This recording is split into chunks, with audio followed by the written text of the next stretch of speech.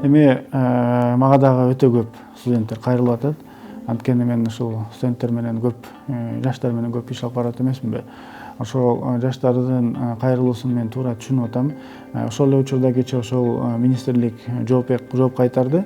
Биз түшүрө албайбыз, анткени биз ошол мугалимдердин айлыгын беришибиз керек жана ошондой эле бир топ ошол коммуналдык төлөмдөрүбүз бар, жанагы организациялык төлөмдөрүбүз бар деп айтты да.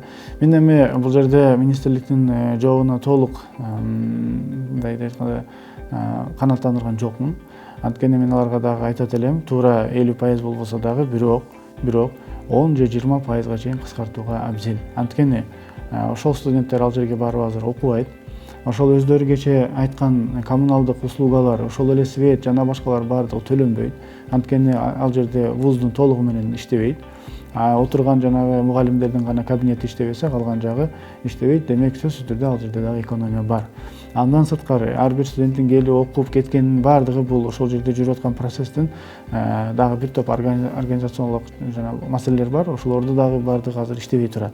Жөнөкөй эле мисалы менен мен өзүм деле офисимде болгондо киши жок болсо, албетте анын төлөмдөрү азыраак болот. Ошол эле уборка жана башка бир топ нерселер. Ошого мен тескерисинче ошол кайрылып кетет элем. Министрлик муну четке какпай, жанагындай жооп бере бербей, дагы бир анализ кылып, туура 50% эми көбүрөөк болуп калышы мүмкүн, бирок жок дегенде бир 20%га түшүрө турган ыкманы сөзсүз түрдө карап туруш керек деп айтат элем. Жана кайрылып кетет элем дагы, ушул жакын араларда жогорку кеңеште дагы бул маселени мен сөзсүз түрдө көтөрөм.